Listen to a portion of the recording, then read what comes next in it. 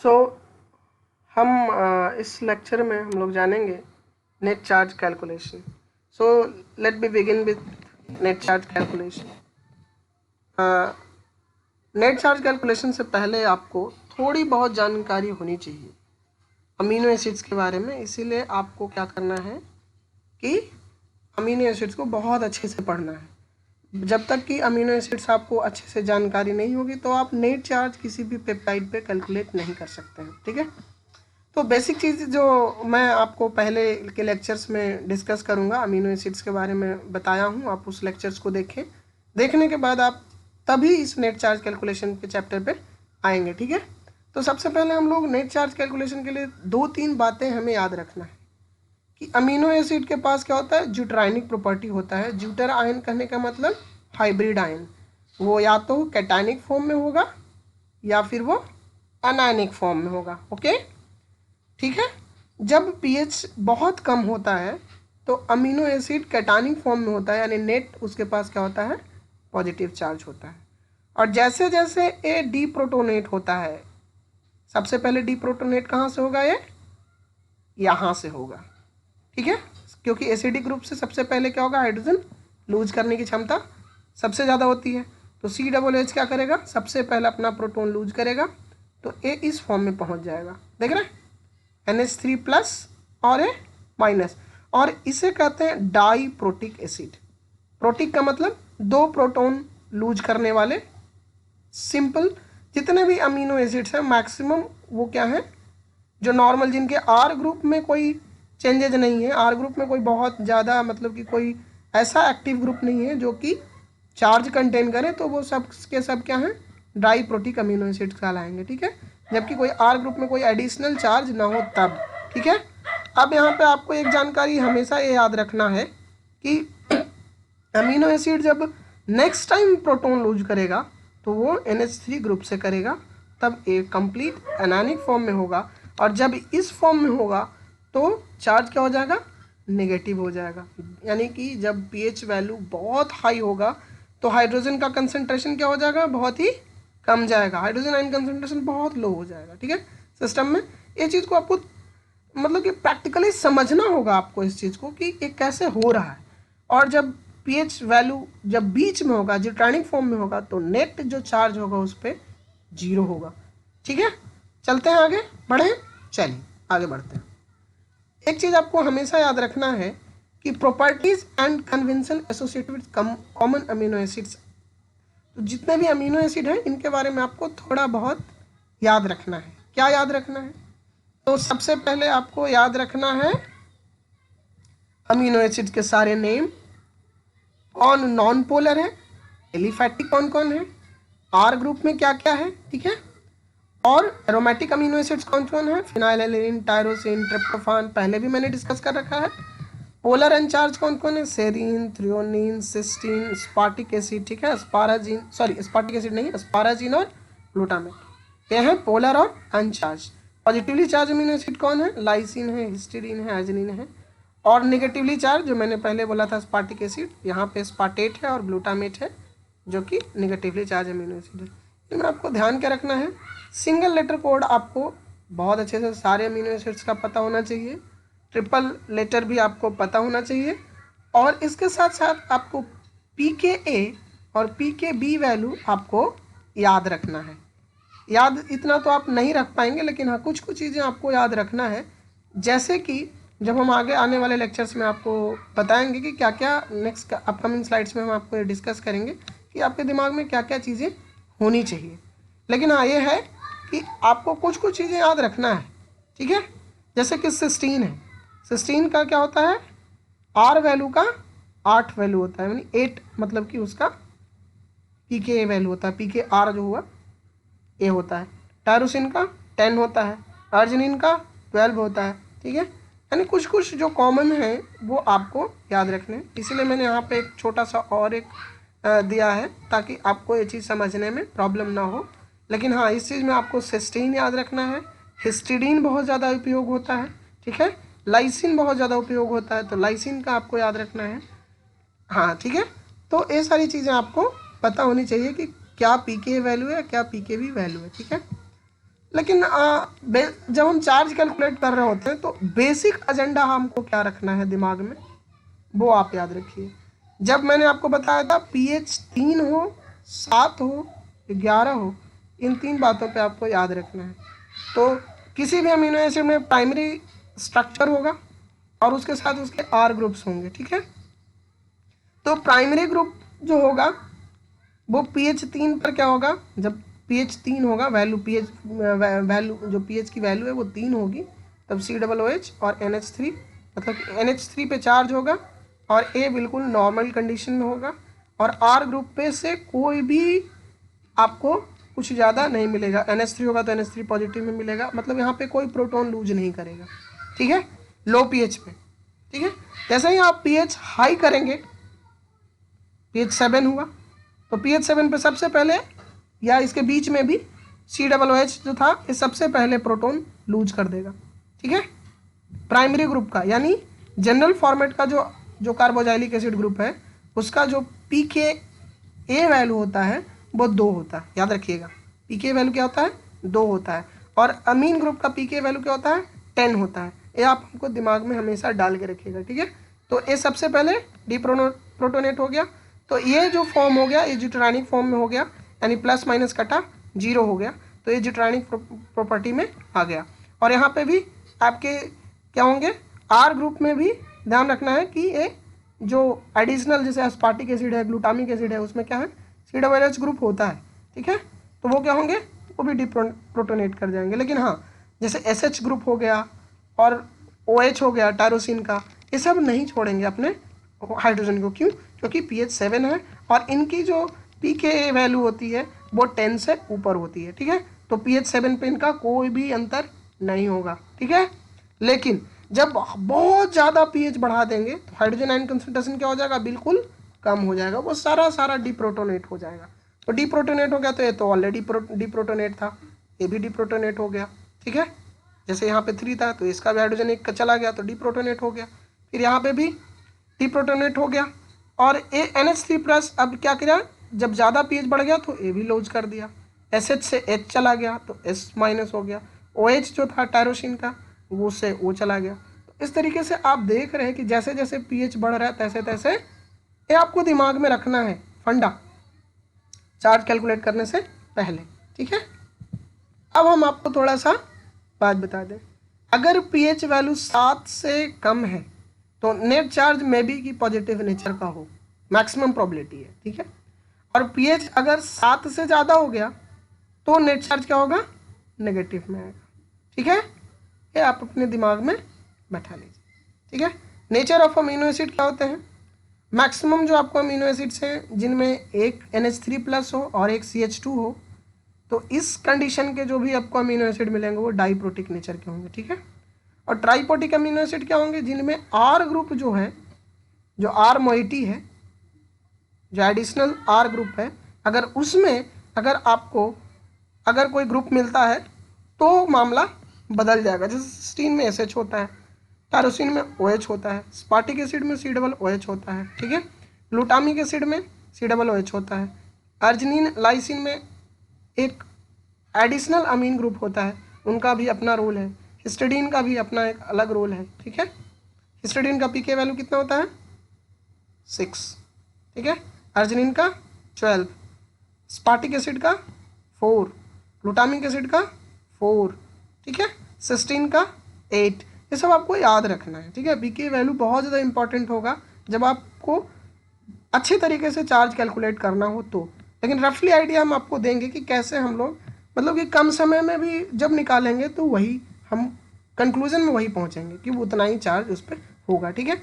pH अगर 2 से 2.5 है, 3 है, तो हाइड्रोजन आयन कंसंट्रेशन क्या होगा, बहुत ज़्यादा हाई होगा। इसमें चार्ज क्या होंगे, पॉजिटिव मिलेंगे, ठीक है।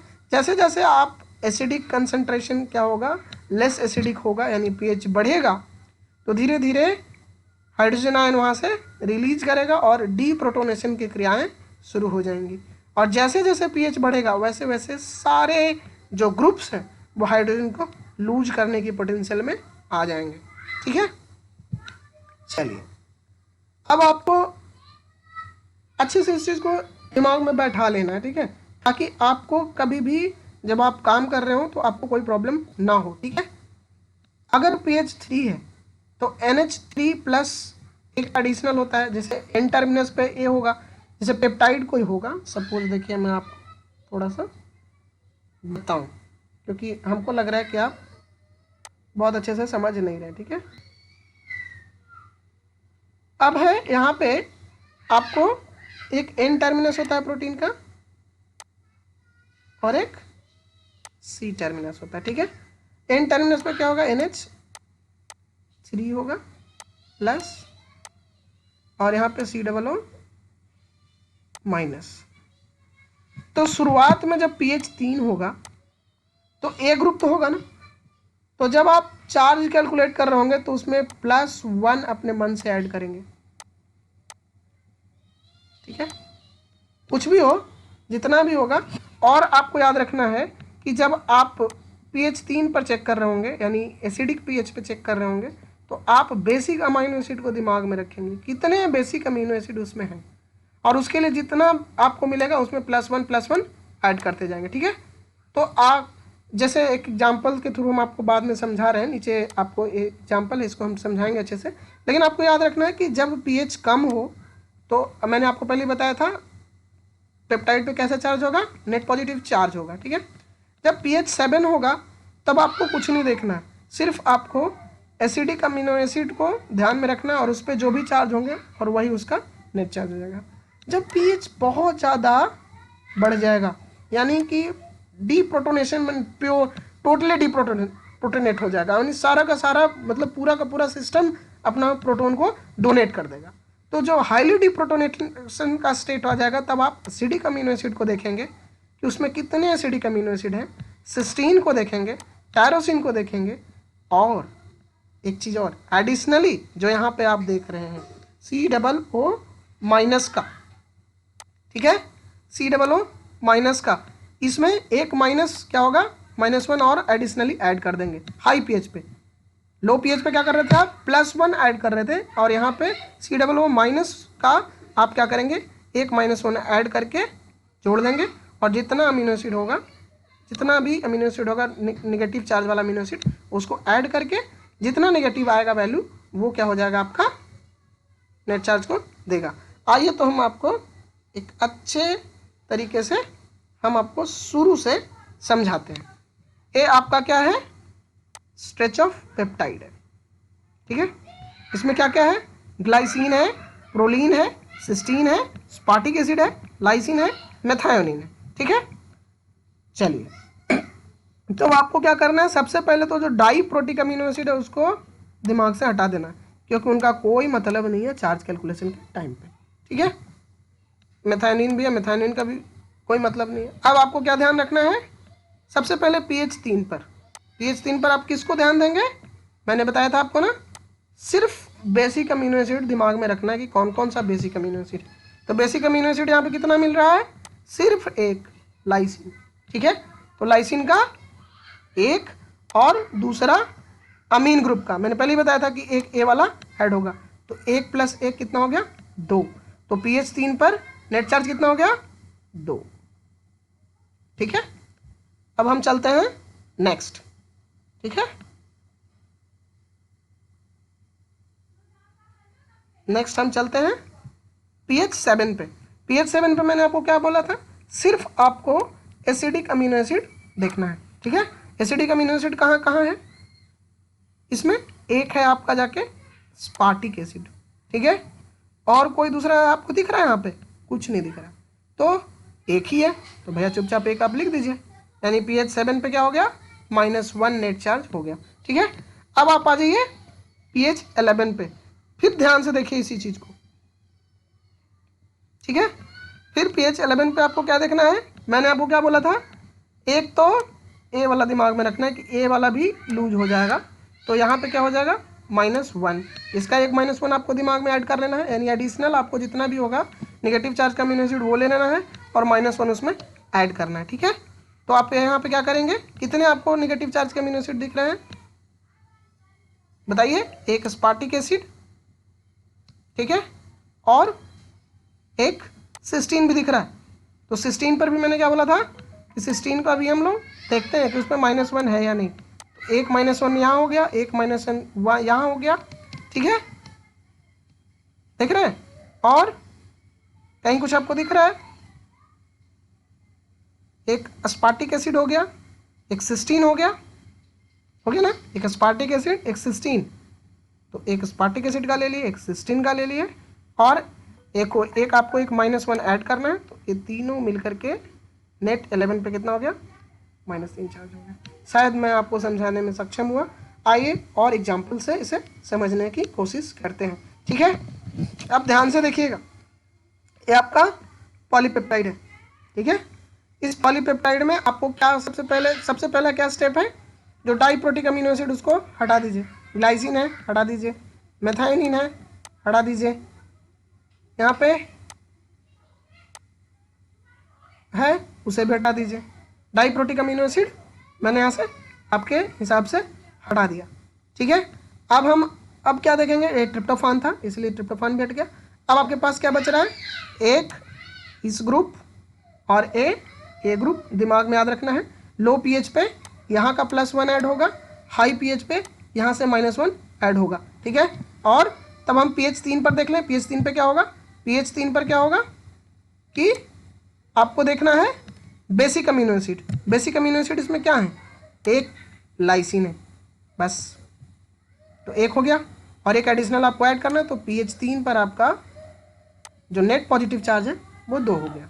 अब pH 7 पे चलते हैं। pH 7 पे मैंने आपको क्या बोला था कि सिर्फ आपको निगेटिवली चार्ज अमीनो एसिड पर ध्यान देना है। तो एक आपका स्पार्टिक एसिड है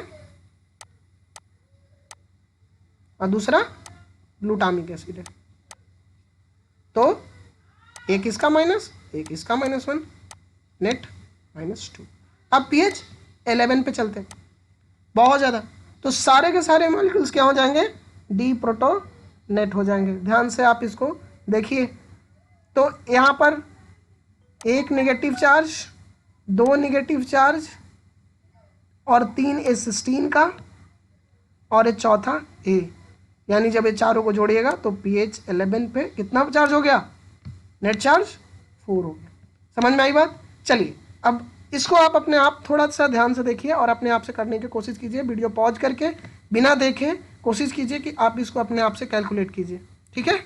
फिर आइए अब हम आपको इसको मैच करते हैं कि आपसे मैच होता है या नहीं, ठीक है। सबसे पहले हम ए पेप्टाइड को दिमाग में रख लिए, ठीक है। दिमाग में रखने के बाद सबसे पहले क्या करना है, जो कि डाइप्रोटिक हैं, जिनका कोई उपयोग नहीं है, उनको हम क्या करेंगे, यहाँ से हटा देंगे, ठीक है। अब हम जब लो पीएच पे चेक करेंगे तो क्या देखेंगे, बेसिक अमीनो एसिड को। तो बेसिक अमीनो एसिड यहाँ कौन कौन सा है भैया, देखिए। एक आपको अर्जिनिन मिल गया, ठीक है। दूसरा लाइसिन मिल गया, हिस्टिडीन मिल गया, और एक NH3 ग्रुप है ही है। तो 1 2 3 और एक अमीन ग्रुप का ये लीजिएगा।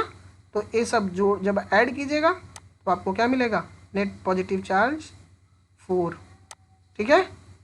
चलिए, यानी pH 3 पर कितना मिला आपको, pH नेट पॉजिटिव चार्ज कितना मिला, नेट चार्ज जो मिला वो पेप्टाइड पे 4 मिला।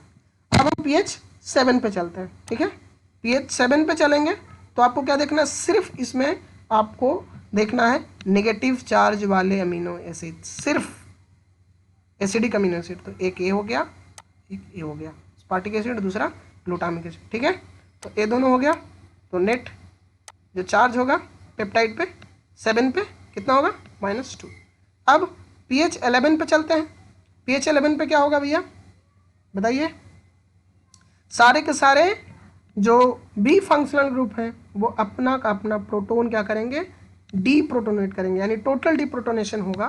तो आपको क्या ध्यान देना है, एसिडिक अमीनो एसिड लास्ट का COO-, और अगर सिस्टीन है तो सिस्टीन, टायरोसिन है तो टायरोसिन, ठीक है। इस चीज़ को आपको दिमाग में रखना है।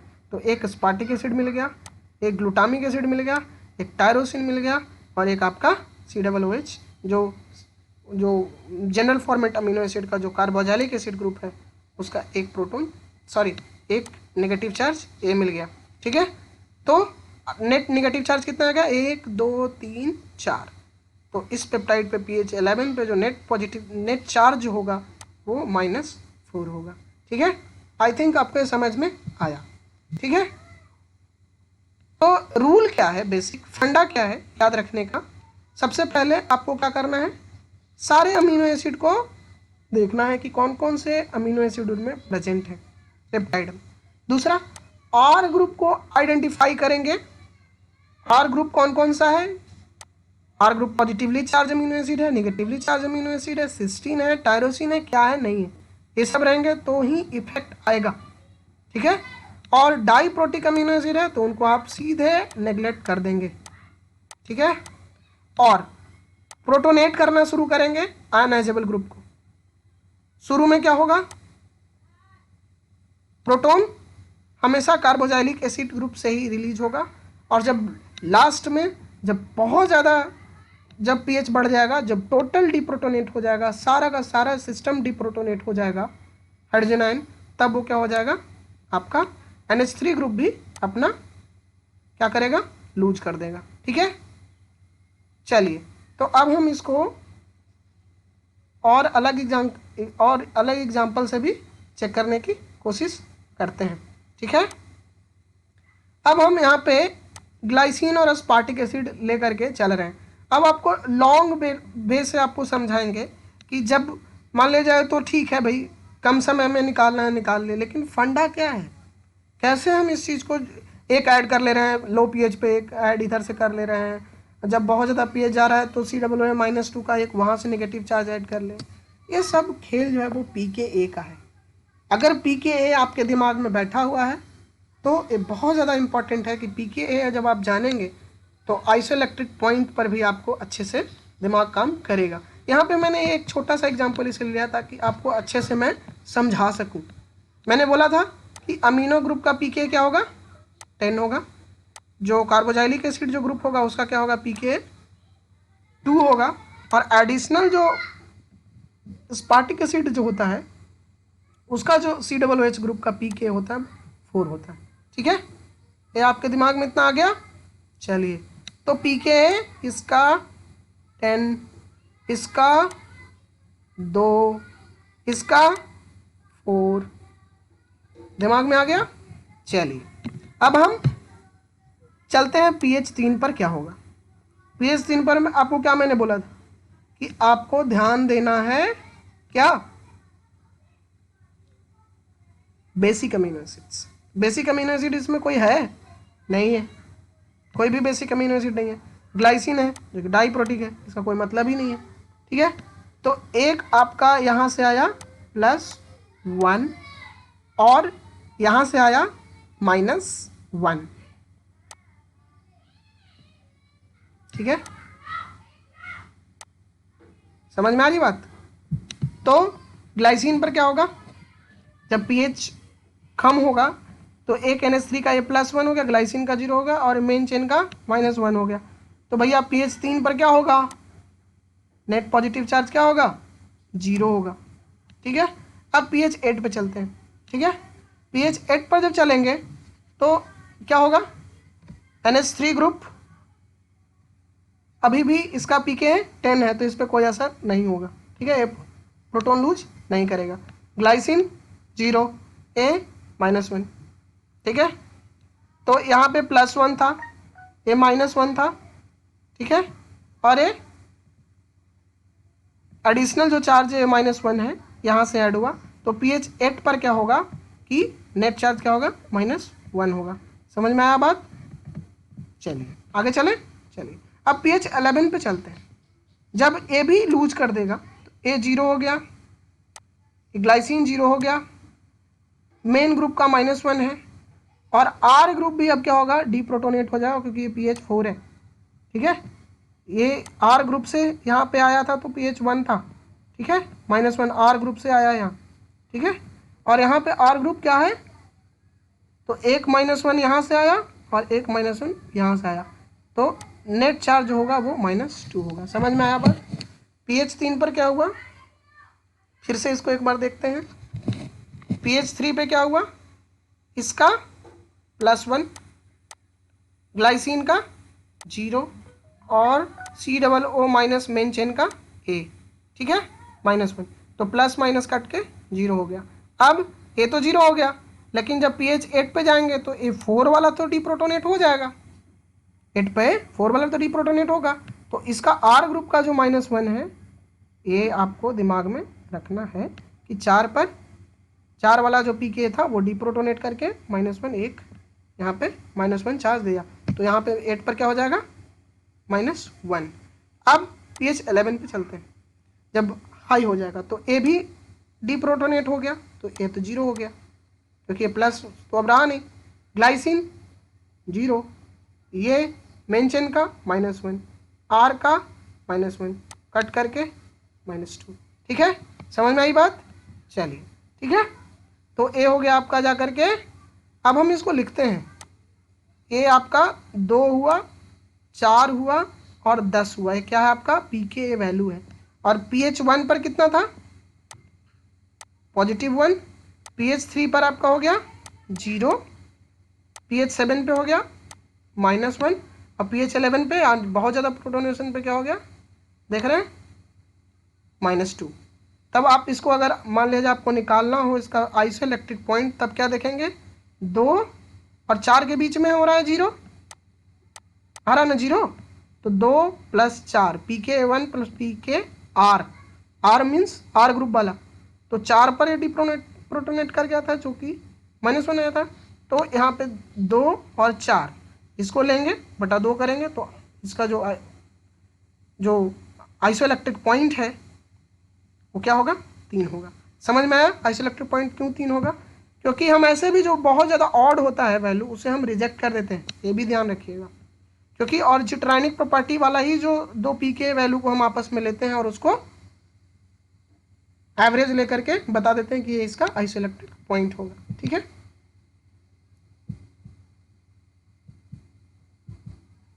चलिए, तो हम आपको एक चीज़ सिखाते हैं कि ये एक एग्जाम्पल आपके सामने है, इसको आप थोड़ा सा ध्यान से देखें कि इसमें क्या होगा। देखते हैं लो pH पे क्या होगा, एसिडिक अमीनो एसिड्स को ध्यान में नहीं रखना है, सॉरी यहाँ पे मैं गलत लिख दिया। लो pH पे आप क्या देखेंगे, बेसिक अमीनो एसिड्स। तो बेसिक अमीनो एसिड कौन कौन से हैं, लाइसिन, हिस्टिडीन और ये अमीन ग्रुप, तो ये क्या हो जाएगा, +3 हो जाएगा, ठीक है। pH 7 पे चलेगा तो क्या होगा, सिर्फ आपको कौन सा अमीनो एसिड देखना है, एसिडिक अमीनो एसिड, ठीक है। यहाँ से ऊपर चला गया था, तो एसिडिक अमीनो एसिड आपका क्या है, मात्र एक ग्लूटामिक एसिड है, ग्लूटामिक एसिड का -1। जब pH 11 पे चल जाइएगा तो क्या होगा, सारा का सारा डिप्रोटोन आपको क्या देखना है, निगेटिव चार्ज अमीनो एसिड देखना है, तो ग्लूटामिक एसिड का -1 और एक यहाँ पर से A प्रोटोनेट कर देगा। तो यहाँ से डिप्रोटोनेशन के बाद A जब हटेगा तो एक -1 यहाँ से आएगा, एक -1 यहाँ से आएगा, तो आपका तो हो जाएगा, ठीक है। अब एक ऐसी मन में आया कि नहीं, अब चार्ज खुद जब चार्ज कैलकुलेट करें तो चार्ज में कौन कौन सा अमीनो एसिड आता है, क्यों ना मैं इसका कुछ करके आपको दिखाऊं, ठीक है। तो चार्ज का C सिस्टीन हो गया, H हिस्टिडीन हो गया, अलालीन हो गया, अर्जिनिन हो गया, ग्लाइसिन हो गया, ग्लूटामिक एसिड हो गया, ठीक है। E फॉर ग्लूटामिक एसिड, इसलिए सिंगल लेटर आपको याद रखना है, इसलिए मैंने आपको यहाँ पे ऐसा एग्जांपल दिया ताकि आपको सिंगल लेटर कोड का वैल्यू पता चले कि सिंगल लेटर कोड का भी वैल्यू है, ठीक है। तो यहाँ पे आप चार्ज का देखते हैं, मैंने आपको बोला था ना सिस्टीन का pK वैल्यू कितना होता है, 8 होता है, इसलिए मैं pK वैल्यू आपको यहाँ पे याद दिला रहा है। हिस्टिडीन का क्या है 6, अर्जिनिन का मैंने 12 बताया, ठीक है। और ग्लूटामिक एसिड का एडिशनल क्या होता है, एडिशनल R ग्रुप का pK 4 होता है। ये आपको दिमाग में रखना है अच्छे से बैठा के, ठीक है। अब आप ध्यान से देखिए कि क्या क्या यहाँ हो रहा है। अब pH 1 देखते हैं, pH 1 पे क्या होगा, आपको सबसे पहले मैंने बताया था कि लो pH पे सिर्फ हम बेसिक अमीनो एसिड को देखते हैं। देखिए बेसिक अमीनो एसिड का क्या है, तो एक तो आपका ये वाला ग्रुप होगा, ये तो आपको ऐड करना ही है अमीनोस्टर्मस का, ठीक है। तो एक ऐड हो गया, एक हिस्टिडीन है भैया तो हिस्टिडीन ले लिए, एक अर्जिनिन है अर्जिनिन ले लिए, तो टोटल कितना हो गया भैया, 1 2 3, तो pH 1 पर कितना हुआ, +3। अब pH 4 पे चलते हैं, pH 4 पे क्या होगा भैया, बड़ा अच्छा खेल है, फिर भी आपको बेसिक अमीनो एसिड अभी देखना है। तो एक आपका आ गया अमीन ग्रुप, ये हिस्टिडीन, ये अर्जिनिन, ग्लूटामिक एसिड 4 है और पीएच 4 पे देख रहे हैं, ध्यान से देखिए, ये हाफ प्रोटोनेट होगा और हाफ डीप्रोटोनेट होगा। ये कॉन्सेप्ट आपको बहुत दिमाग में रखना है, ठीक है। जब टाइट्रेशन पढ़ाएंगे तो आपको इस चीज़ का मतलब पता चलेगा। हाफ, जब पीके और पीएच वैल्यू सेम हो तो 50-50% प्रोबेबिलिटी होती है डिसोसिएशन की। इसीलिए यहाँ पे ग्लूटामिक एसिड का जो वैल्यू होगा वो -1/2 होगा, +1/2 वो अलग फॉर्म में होगा, ठीक है। और ये हो गया आपका जाकर के COO- का। तो टोटल कितना हो गया इस पे भैया, पीएच 4 पर जब आप देखेंगे तो अभी भी जो नेट पॉजिटिव चार्ज ही होगा, क्योंकि 1.5 तो गया लेकिन 1.5 अभी भी बच रहा है, ठीक है। अब और भी ऊपर चलते हैं, ठीक है। अब हम पीएच कितने पे चलेंगे, 7, ठीक है। अब हम जब पीएच 7 पे चलते हैं, हम सोच रहे हैं कि कलर थोड़ा चेंज कर लेना, चलिए ठीक है। पीएच 7 पे आने के बाद आप ध्यान से देखिए कि अब आपको क्या देखना है, सिर्फ negatively charge amino acid. PH 7 है, हिस्टिडीन का भैया पीएच 6 है, तो ये छोड़ देगा अपना प्रोटॉन, क्योंकि 7 पे हम देख रहे हैं ना, तो हिस्टिडीन छोड़ देगा तो ये होगा जाकर के प्लस से 0, समझे हीरो, ठीक है। और अभी 10 है अमीन, तो इसका पॉजिटिव चार्ज रहेगा। जब तक कि पीके वैल्यू से पीएच बढ़ता नहीं है तब तक उस पर कोई इम्पैक्ट नहीं आना है। अर्जिनिन पर भैया 12 है तो उसको तो कोई इफेक्ट पड़ेगा नहीं 7 पे। ग्लूटामिक एसिड भैया 4 है तो पीएच 7 चला गया तो ऑब्वियसली निगेटिव होगा, तो इस पर कितना आया, और इसका -1। तो ये जो आपका जो पीएच 7 हो गया भैया, ये क्या है, ज्यूट्राइनिक फॉर्म वाला। नेट पॉजिटिव चार्ज जब 0 हो जाए तो कौन सा फॉर्म होगा, हाइब्रिड आयन का, तो ये ज्यूट्राइनिक फॉर्म है। आइसोइलेक्ट्रिक पॉइंट में इसका बहुत ज़्यादा उपयोग होगा, ठीक है। अब हम आते हैं पीएच 13 को ले लेते हैं। 13 का मतलब 13 के नीचे जो भी होगा पीके वैल्यू वो क्या होगा, वो डीप्रोटोनेट होगा। तो अब भैया सारा का सारा डीप्रोटोनेट होगा। अब हम उठा लें, ए भी डीप्रोटोनेट होगा, ए भी डीप्रोटोनेट होगा, ए भी डीप्रोटोनेट होगा, ए भी डीप्रोटोनेट होगा, और सब तो डीप्रोटोनेट है ही है, ठीक है। अब देखिए ध्यान से, तो ए NH3 से पहुंच गया NH2 पे, हिस्टिडीन 0, अर्जिनिन 0, ग्लूटामिक एसिड -1, इसका -1, और एक सिस्टीन का भी -1, तो -1 -1 -1, total net charge -3। Got it. I think अब आपको बहुत अच्छे से चार्ज कैलकुलेशन आ गया होगा, और अगर नहीं आता है तो प्लीज़ हमें कमेंट बॉक्स में कमेंट करें और हमसे पूछें। अब पीआई वैल्यू इसका निकालना है, आइसोलेटरी पॉइंट, तो क्या करेंगे, ये 2 है, 4 है, 6 है, 8 है, 10 है, इस तरह से 12 है, लिख लिए। पीके वैल्यू 2 पे क्या था भैया, पीएच 1 या 2 पे क्या था, +3 था। 4 पे कितना था, 2, 6 पे +1, 6 और 8 के बीच में आप 7 पे देख ही रहे हैं क्या है, 0 हो गया। तो 7 पर जब 0 हो गया तो 6 और 8 का जब एवरेज वैल्यू लेंगे तो क्या होगा, 14/2, यानी आइसोइलेक्ट्रिक पॉइंट जो इस पेप्टाइड का होगा वो पीआई वैल्यू क्या होगा, 7 के आसपास होगा। समझ में आया बात? अगर नहीं आया तो कोई बात नहीं, कमेंट कीजिए, और हेंडरसन हेसलबैच इक्वेशन आप पढ़ने का कोशिश कीजिएगा, क्योंकि नेक्स्ट जो अपकमिंग लेक्चर्स होगा वो हमारा क्या होगा, टाइट्रेशन पे होगा, और टाइट्रेशन जब हम आपको पढ़ाएंगे तो और भी मज़ा आएगा, ठीक है, क्योंकि आप नेट चार्ज कैलकुलेशन सीख लिए हैं, ठीक है। तो thank you so much for watching my lecture. Please subscribe and comment कीजिए और मुझे बताइए कि आपको और क्या क्या जानना है, ठीक है, ताकि हमें भी मज़ा आए पढ़ाने में, ठीक है। इसलिए मैं इस लेक्चर्स को आपके लिए बनाया ताकि आपको ये पता है, ये बहुत ही कठिन टॉपिक था। बच्चे हमेशा हमसे पूछते थे कि सर इसको कैसे किया जाए, तो मैंने कहा कि ठीक है, इस पर हम देखते हैं कैसे क्या कर सकते हैं। तो इस तरीके से बहुत अच्छा लगा आप लोगों से के साथ, और आप क्या करेंगे, अब इस पर आप कोशिश करेंगे।